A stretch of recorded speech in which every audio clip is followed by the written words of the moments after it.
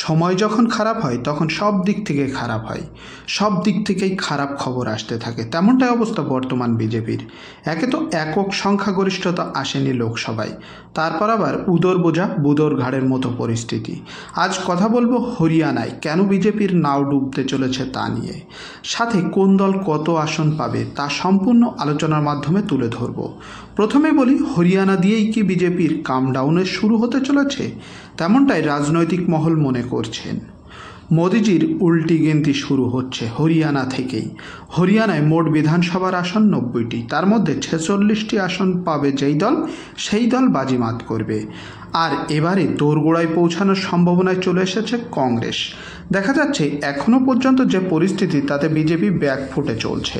এমনকি 2014 এবং 19 সালে পরপর দুইবার মোদিজি যাকে মুখ্যমন্ত্রীর চেয়ারে বসিয়েছিলেন তিনিও এইবার ভোট প্রচার করে সাড়া ফেলতে পারছেন না। এমনকি বিজেপির ভোট প্রচারের সুকৌশলী দুই বড় নেতা প্রধানমন্ত্রী নরেন্দ্র মোদীজি এবং গৃহমন্ত্রী অমিত শাহ, ওনারাও র্যালি করতে গেলে রাস্তা ভরছে না, সভা করতে গেলে মাঠ ভরছে না। তাই হয়তো বিজেপির উচ্চ নেতৃত্বরাও গা ছাড়া মনোভাবে রয়েছে। আসলে ভোটটা বিজেপি প্রচার করবে কোথায়, যেখানে সেই রাজ্যেই বিজেপির নেতৃত্বে এর থেকে ও বড় নেতা, তো আবার কেউ বলছে তার থেকে সে বড় নেতা। দলের নেতাদের মধ্যে তালগোল বেঁধেছে, যার ফলে জনগণ দলের থেকে মুখ ফিরিয়ে নিয়েছে।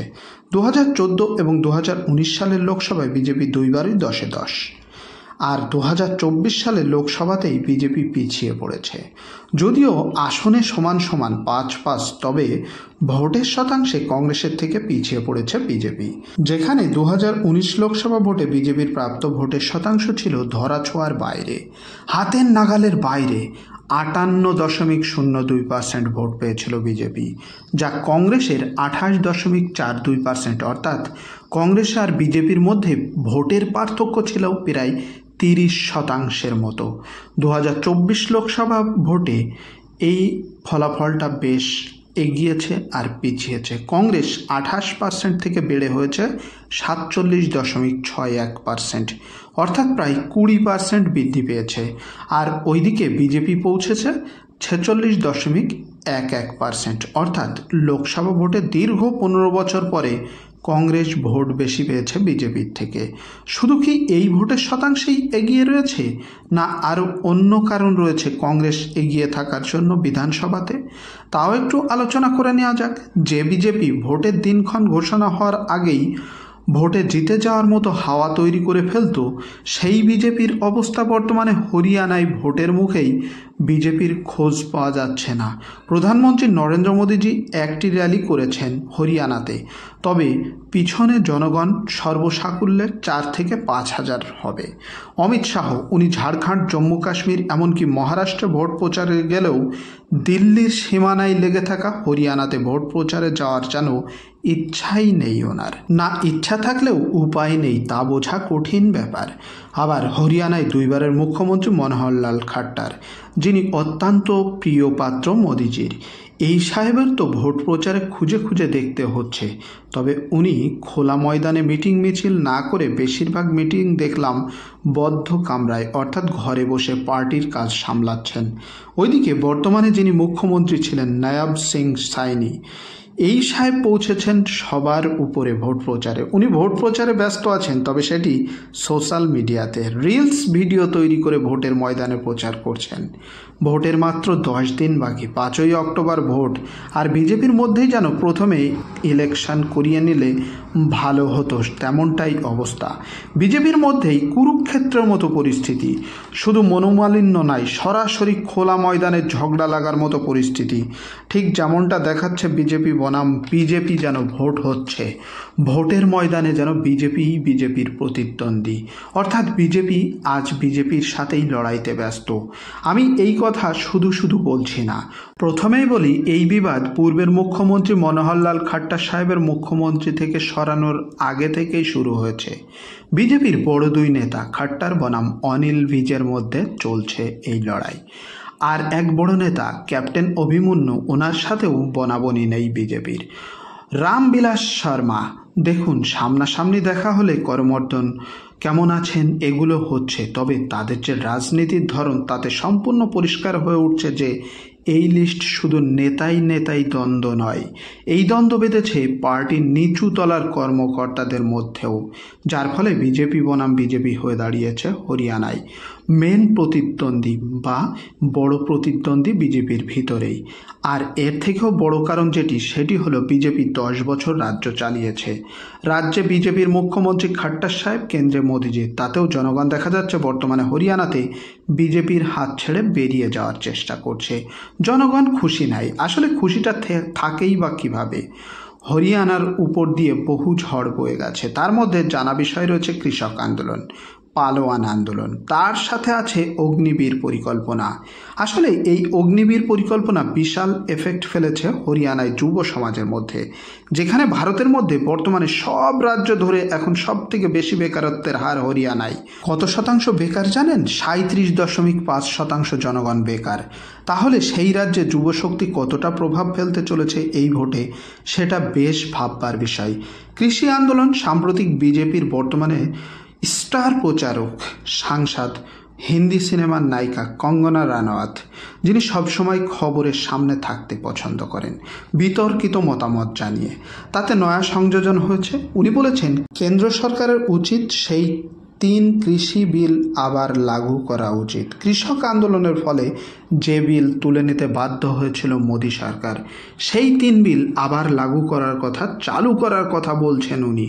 যার ফলে হরিয়ানাতে বর্তমানে বিজেপির এমনিতেই করুণ দশা হয়ে রয়েছে, তার উপর আবার এই যে কৃষি আইনের কথা তুলে আরও মহল গরম করেছেন।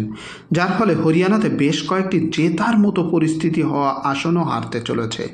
আসলে সময়তে শত্রুর প্রয়োজন হয় না, নিজের লোকেই গাড্ডায় ফেলতে ব্যস্ত থাকে। ঠিক তেমনটাই কঙ্গনা রানাওয়াত কৃষি বিল চালু করার কথা তুলে বিজেপিকেই চাপে ফেলেছে হরিয়ানাতে।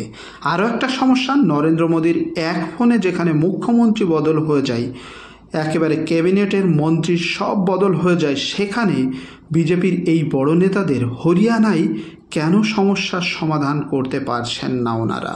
তবে যেখানে জনগণ মুখ ফিরিয়ে নেয় সেখানে কি করে সম্ভব, সেটাই হয়তো স্পষ্ট হচ্ছে ধীরে ধীরে। বহু কষ্ট ক্ষমতা ধরে রাখা, হয়তো সেই রণনীতিতেই চলছে বিজেপির কেন্দ্রীয় নেতৃত্ব। আর ঠিক ভোটের আগেই, বিধানসভা ভোটের মুখেই এই ঝগড়া যেন আরও বেড়ে চলেছে। তবে আরও একটি কথা না বললেই নয়, মন কষাকষি, ঝগড়া, বিবাদ শুধু বিজেপিতেই নয়, কংগ্রেসেও বেশ বড় একটা ভূমিকা পালন করছে এই বিবাদ। 2 বড় নেতার মধ্যে বিবাদ। এই বিবাদ আরও বেশি ভয়ঙ্কর যেখানে লড়াইটা মুখ্যমন্ত্রীর চেয়ার নিয়ে। তা নিয়ে কংগ্রেসের মধ্যে লড়াই চলছে। প্রথমে আম আদমি পার্টির সাথে জোট করতে চাইলেও হরিয়ানায় এই বড় 2 কংগ্রেসের নেতা, একজন হলেন কংগ্রেসের পূর্বের মুখ্যমন্ত্রী ভূপেন্দর সিং হুড্ডা, আরেকজন হলেন সেখানকার দলিত ভোটের লিড করা নেত্রী, একজন সুদক্ষ একনিষ্ঠা কংগ্রেসের কার্যকর্তা, বর্তমানে আবার উনি সাংসদ, শেলজা কুমারী। এই নেত্রীকে অনেকেই মুখ্যমন্ত্রী রূপে দেখতে চাইছেন, যার ফলে কংগ্রেসেও চিড় ধরে। তবে শেষ পর্যন্ত বা এখনও পর্যন্ত ভাঙন ধরেনি কংগ্রেসে। শেলজাজি নারাজ হলেও ভোট প্রচার করে চলেছেন কংগ্রেসের হয়ে। ওনার সব থেকে বড় ভাষণ এসেছে যে গত 10 বছরে কংগ্রেসের নিচু তলার সংগঠন সম্পূর্ণ ভেঙে পড়েছিল, তবে এইবারে বেশ শক্ত। যার কারণে উনি এও বলেছেন কংগ্রেসের আসল যে কার্যকর্তা, গ্রাসরুট লেভেলের বুথ কর্মীরা, নেতারা তো শুধু কর্মীদের উজ্জীবিত করার জন্য, দল কিভাবে চলবে সেই মতামত দেওয়ার জন্য, ডিরেকশন দেওয়ার জন্য থাকে নেতারা। তবে যারা বুথ কর্মী, একেবারে গ্রাসরুট লেভেলের, সেই বুথ কর্মীদের সংগঠন বেশ মজবুত হয়ে উঠেছে এবছরে। আসল কাজ তো বুথ লেভেলের কর্মী যারা মাটি কামড়ে পড়ে থাকেন দলের সাথে, তারাই আসল দলের কার্যকর্তা। একটা কথা হলো, জনগণ যখন মন থেকে চাইবে কোনো দলকে, সেই দলকে কে আটকাবে? দলের নেতা নেত্রীদের কোন দল জয়ের আনন্দে বিলীন হয়ে যায়। শেলজা আর হুড্ডার মধ্যে দ্বন্দ্বে যদি কোনো নেতা না পদত্যাগ করে, তাহলে আজকের দিনে হরিয়ানাতে কোন দল কোথায় দাঁড়িয়ে রয়েছে, কোন দল কটি আসন পেতে পারে। আসলে ভোটে বড় নেতা একটা বেশ বড় ফ্যাক্টর, তার মধ্যে শেলজা এক গুরুত্বপূর্ণ নেতৃত্ব। তার কারণ দলিত ভোট, যেখানে হরিয়ানায় প্রায় প্রতিটি বিধানসভা ক্ষেত্রে প্রায় 21% দলিত ভোট। যে ভোটটা মোদিজির ভোট ব্যাংক ছিল এতদিন, সেটার অধিকাংশ এখন শেলজার উপর নির্ভরশীল। এখানে আরেকটু বলে রাখি, ভোট কংগ্রেস বনাম বিজেপি হলেও বহু ক্ষেত্রে বিজেপি তাদের রাজনীতি রণনীতি বদলেছে, যার কারণ বিজেপি আগেভাগেই বুঝেছে এইবার কোনোভাবেই সরকার করতে পারবে না হয়তো হরিয়ানায় বিজেপি। তাই বহু জায়গায় নির্দলীয় প্রার্থীকে সাপোর্ট করে চলেছে। যেখানে যে ক্যান্ডিডেট কংগ্রেসকে হারাতে পারবে সেখানে সেই ক্যান্ডিডেটকে বিজেপির সার্বিকভাবে সাপোর্ট রয়েছে। এই লিস্টে বহু বড়। তবে চলুন আজকের দিনে দাঁড়িয়ে কোন দল কোথায় দাঁড়িয়ে দেখে নিয়ে একটু। বিজেপির যা পরিস্থিতি, তাতে হরিয়ানাতে কোনোভাবেই 15 থেকে 18 ক্রস করবে না, 15 থেকে 18 আসনের বেশি পাবে না। কংগ্রেস দড়ি টানাটানিতে বেশ খানিকটা এগিয়ে থাকার মতো রয়েছে বর্তমানে। 90 আসনের মধ্যে 55 থেকে 60 আসন পেতে পারে। সরকার গড়তে 46 আসন প্রয়োজন। তাহলে স্পষ্ট বোঝা যাচ্ছে কংগ্রেস সরকার গড়বে, আশা করা যাচ্ছে। আর একটা বিষয় হলো, এখানে আজাদ সমাজ পার্টি অর্থাৎ চন্দ্রশেখর আজাদের পার্টি লড়ছে। আর একটি নির্দলীয় প্রার্থীর দল INLD দলের বেশ কয়েকটি আসন আসার সম্ভাবনা রয়েছে, যার ফলে দেখা যাচ্ছে বর্তমান পরিস্থিতিতে কংগ্রেস বনাম আদার্স অর্থাৎ কংগ্রেস একা বাকি 3-4টি দলের সাথে লড়াই করছে, যার ফলে INLD আর আজাদ সমাজ পার্টি মিলে হয়তো 15 থেকে 18টি আসন নিয়ে চলে আসতে পারে। অর্থাৎ বিজেপি এবং নির্দল পার্টির মধ্যে কম্পিটিশন হতে পারে আসন সংখ্যা নিয়ে।